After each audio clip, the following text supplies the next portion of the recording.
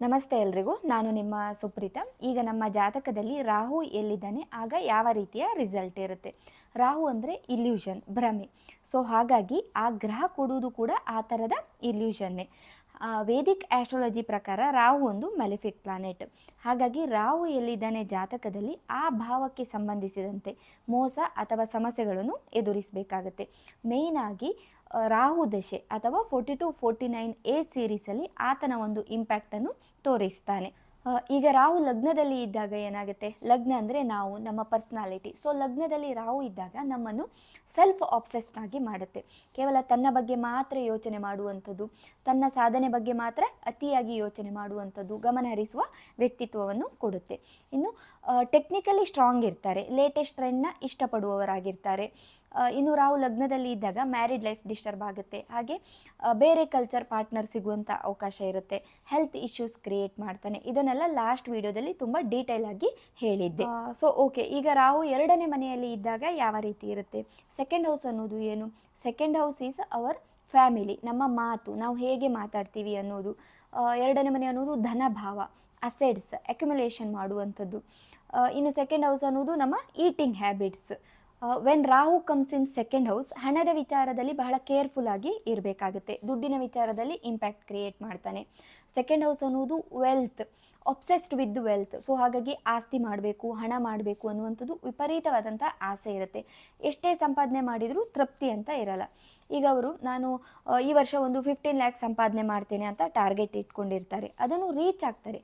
ಆದರೂ ಕೂಡ ನಾನು 20 ಲ್ಯಾಕ್ಸ್ ಟಾರ್ಗೆಟ್ ಇಟ್ಕೊಂಡಿದ್ರೆ ಒಳ್ಳೇದಿರ್ತಿತ್ತು ಆ ಥರ. So they never satisfied with the wealth.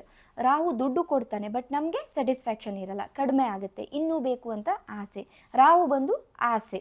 ಇನ್ನು ನಮಗೆ ಏಜ್ 20-29 ಸೆಕೆಂಡ್ ಹೌಸ್ ಆ್ಯಕ್ಟಿವೇಟ್ ಆಗುತ್ತೆ. ರಾಹು 2ನೇ ಮನೆಯಲ್ಲಿ ಇದ್ದಾಗ ರಾಹು ಕೂಡ ಆ್ಯಕ್ಟಿವೇಟ್ ಆಗ್ತಾನೆ. ಆಗ ರಾಹು ತನ್ನ ಇಂಪ್ಯಾಕ್ಟ್ ತೋರಿಸ್ತಾನೆ. ಇನ್ನು ರಾಹು ದಶೆ ನಡೆದಾಗ 40-49 ಏಜಲ್ಲಿ ರಾಹು ಆ್ಯಕ್ಟಿವೇಟ್ ಆಗಿರ್ತಾನೆ.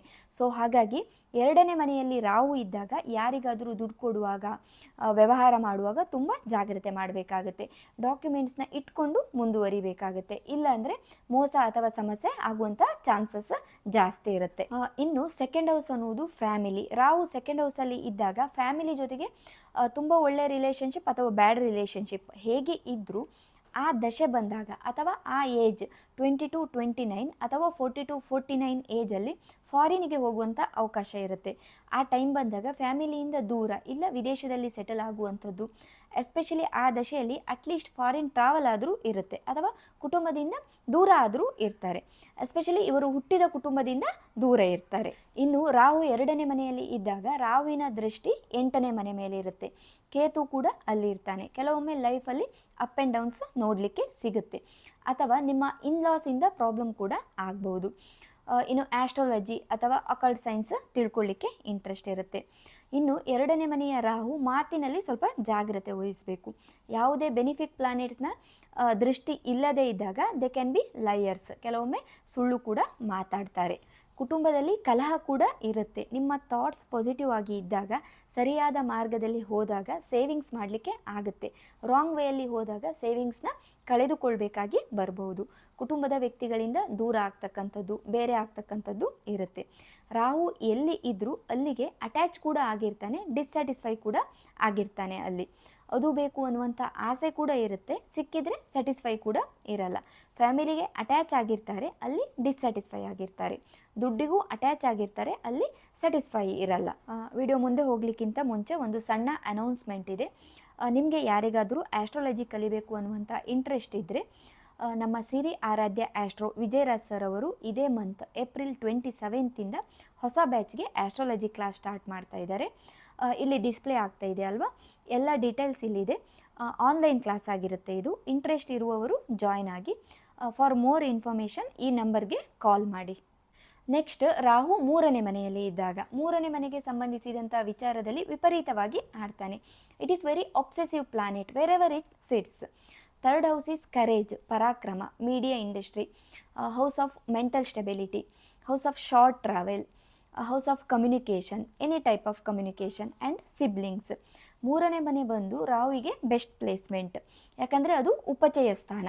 ಮೂರನೇ ಮನೆಯ ರಾಹು ಬಿಸ್ನೆಸ್ಸಲ್ಲಿ ಸಕ್ಸಸ್ ಆಗಲಿಕ್ಕೆ ಬೆಸ್ಟ್ ಪ್ಲೇಸ್ಮೆಂಟ್ ಅಂತ ಹೇಳ್ಬೋದು. ಯಾಕಂದರೆ ಬಿಸ್ನೆಸ್ಸಲ್ಲಿ ನೋಡಿ ಎಲ್ಲರ ಜೊತೆ ಚೆನ್ನಾಗಿ ಮಾತಾಡಬೇಕು. ನಮ್ಮ ಎದುರಿಗಿರುವಂತಹ ಪ್ರಾಡಕ್ಟ್ ನಾರ್ಮಲ್ ಆರ್ಡಿನರಿ ಆಗಿದ್ರೂ ಕೂಡ ಅದರ ಬಗ್ಗೆ ತುಂಬ ಎಕ್ಸಲೆಂಟಾಗಿ ಬಿಲ್ಡಪ್ ಕೊಡಬೇಕಾಗುತ್ತೆ.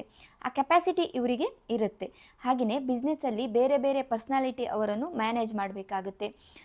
ಇಲ್ಲಿ ರಾಹು ಅದನ್ನು ಮಾಡ್ತಾನೆ. ಯಾಕಂದರೆ ರಾಹುಗೆ ಆ ಕನ್ನಿಂಗ್ನೆಸ್ ಗೊತ್ತಿರುತ್ತೆ, ಎಲ್ಲಿ ಹೇಗಿರಬೇಕು ಅಂತ, ತನಗೆ ಬೇಕಾದುದನ್ನು ಹೇಗೆ ಪಡೆದುಕೊಳ್ಬೇಕು ಅಂತ.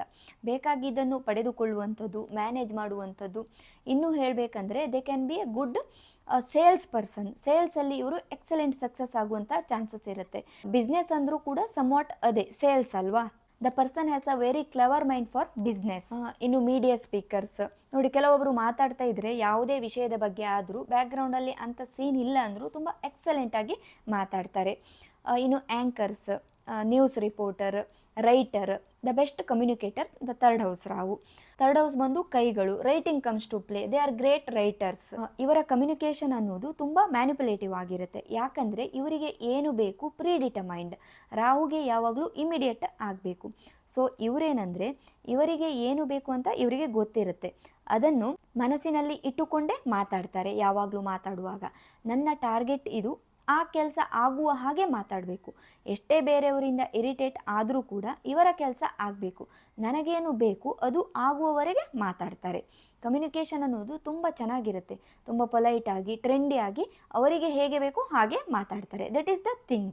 ರಾಹು ಮೂರನೇ ಮನೆಯಲ್ಲಿ ಇರುವವರು ತುಂಬ ಧೈರ್ಯವಂತರ ಹಾಗೆ ಕಾಣಿಸ್ತಾರೆ. ಇರುವ ಎನರ್ಜಿಗಿಂತ ಜಾಸ್ತಿ ಎನರ್ಜೆಟಿಕ್ ಥರ ಇರ್ತಾರೆ. ಪರಾಕ್ರಮ ಅನ್ನೋದನ್ನು ರಾಹು ಆ್ಯಂಪ್ಲಿಫೈ ಮಾಡ್ತಾನೆ. ರಾಹು ಥರ್ಡಲ್ಲಿ ಇದ್ದವರಿಗೆ ತುಂಬ ಡೇರಿಂಗ್ ಇರುತ್ತೆ, ರಿಸ್ಕ್ ಟೇಕಿಂಗ್ ಎಬಿಲಿಟಿ ಇರುತ್ತೆ. ಅವರು ಸೋಲನ್ನು ಅಷ್ಟು ಸುಲಭವಾಗಿ ಒಪ್ಪಿಕೊಳ್ಳಲ್ಲ. ಇನ್ನು ಮೂರನೇ ಮನೆ ಬಂದು ನಮ್ಮ ಸಿಬ್ಲಿಂಗ್ಸ್, ಅವರೊಂದಿಗೆ ರಿಲೇಷನ್ಶಿಪ್ ಮೇಂಟೈನ್ ಮಾಡಬೇಕಾಗುತ್ತೆ. ಬೆನಿಫಿಕ್ ಪ್ಲಾನೆಟ್ ಆಸ್ಪೆಕ್ಟ್ ಇಲ್ಲದೆ ಇದ್ದರೆ your relationship with them is very artificial sometimes, ಅಥವಾ ಅವರ ಜೊತೆ ರಿಲೇಷನ್ಶಿಪ್ ಸಫರ್ ಆಗುವಂಥದ್ದು ಇರುತ್ತೆ.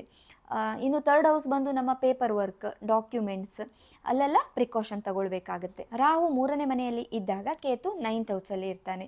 ಸ್ಪಿರಿಚುವಲಿಟಿಯಲ್ಲಿ ಹೋಗುವಂಥದ್ದಿರುತ್ತೆ. ಕೇತು ಅಂದರೆ ಆಧ್ಯಾತ್ಮ. 9th ಹೌಸಲ್ಲಿ ಇದ್ದಾಗ ಇನ್ನೂ ಹೆಚ್ಚಿನ ಆಧ್ಯಾತ್ಮಿಕತೆ, ಸ್ಪಿರಿಚುವಲಿಟಿಯಲ್ಲಿ ಹೋಗುವ ಅವಕಾಶ ಇರುತ್ತೆ. ನಮ್ಮ ಧರ್ಮ, ಸಂಪ್ರದಾಯ ಇದರಲ್ಲಿ ಇಂಟ್ರೆಸ್ಟ್ ಕೊಡ್ತಾನೆ. ಸೊ ನೀವು ಗುರುವಿನ, ಸೀನಿಯರ್ಸ್ನ ಆಶೀರ್ವಾದ ತಗೊಳ್ಬೇಕಾಗತ್ತೆ. ನಿಮ್ಮಲ್ಲಿ ಎಷ್ಟೇ ಧೈರ್ಯ ಇದ್ದರೂ ಗುರು ಹಿರಿಯವರ ಆಶೀರ್ವಾದ ತಗೊಂಡು ಮುಂದುವರಿಬೇಕಾಗುತ್ತೆ. ಇನ್ನು 9th house is higher education. It may get affected or disturbed. ಈಗ ಜಾತಕದಲ್ಲಿ 4ನೇ ಮನೆ ಬಂದು ಕಂಫರ್ಟ್ ಕೊಡುವಂಥದ್ದು, ಕಂಫರ್ಟ್ ಝೋನ್. ಕಂಫರ್ಟ್ ಝೋನಿಂದ ಸ್ಟೆಪ್ ಔಟ್ ಆಗಬೇಕಾಗತ್ತೆ, ದೂರ ಹೋಗಬೇಕಾಗತ್ತೆ. ಯಾಕಂದರೆ ಮೂರನೇ ಮನೆ ಅನ್ನುವುದು 4ನೇ ಮನೆಗೆ 12ನೇ ಮನೆ ಆಗುತ್ತೆ. ಮೂರನೇ ಮನೆಯಲ್ಲಿರುವಂಥ ರಾಹು ನಿಮ್ಮನ್ನು ಕಂಫರ್ಟ್ ಝೋನಿಂದ ದೂರ ಕಳಿಸ್ತಾನೆ. Because Rahu wants you to shine on your own efforts. ನಿಮ್ಮ ಸ್ವಂತ ಎಫರ್ಟ್ ಹಾಕಬೇಕಾಗತ್ತೆ. ರಾಹು ದಶೆ ಬಂದಾಗ ಮನೆಯಿಂದ ದೂರ ಹೋಗಬೇಕಾಗತ್ತೆ. ಕೆಲವೊಮ್ಮೆ ಮನೆ ಕಳೆದುಕೊಳ್ಬೇಕಾಗಿಯೂ ಕೂಡ ಬರುತ್ತೆ with this placement. Actually it is a good placement because it provides you lot of will power, ability to take initiative. ಮೂರನೇ ಮನೆಯಲ್ಲಿರುವಂತಹ ರಾಹು ನಿಮ್ಮ ಎನರ್ಜಿಯನ್ನು ಮಲ್ಟಿಪ್ಲೈ ಮಾಡ್ತಾನೆ. There is always transformation occurs. ಇವರು ಬೇರೆಯವರ ಸಪೋರ್ಟ್ ಇಲ್ಲದೇ ಬಂದಿರ್ತಾರೆ. Third house is 8th from the 8th, right? 8ನೇ ಮನೆಗೆ 8ನೇ ಮನೆ ಆಗುತ್ತೆ ಮೂರನೇ ಮನೆ ಅನ್ನೋದು. So it's a very transformative house. So ನಿಮ್ಮ ಕ್ರಿಯೆಗಳ ಮೂಲಕ, ಕೆಲಸದ ಮೂಲಕ, ಸ್ಕಿಲ್ಸ್ ಮೂಲಕ ನಿಮ್ಮನ್ನು ನೀವು ಪರಿವರ್ತನೆ ಮಾಡಿಕೊಳ್ಳುವಂಥ ಸಾಮರ್ಥ್ಯ ನಿಮಗಿದೆ. This is the analysis of Rahu ಮೂರನೇ ಮನೆಯಲ್ಲಿ ಇದ್ದಾಗ. ಇದು ಜನರಲ್ ಪ್ರಿಡಿಕ್ಷನ್ ಅಷ್ಟೇ. ಬೇರೆ ಗ್ರಹಗಳ ಯುತಿ, ದೃಷ್ಟಿ ಅದೆಲ್ಲ ಕೂಡ ಇಂಪ್ಯಾಕ್ಟ್ ಆಗುತ್ತೆ. ಸೊ ಇದಿಷ್ಟು ಇವತ್ತಿನ ಎಪಿಸೋಡ್. ಮುಂದಿನ ವಿಡಿಯೋದಲ್ಲಿ ಇನ್ನೊಂದು ಟಾಪಿಕ್ ಬಗ್ಗೆ ನೋಡುವ. ಎಲ್ರಿಗೂ ಒಳ್ಳೆಯದಾಗಲಿ.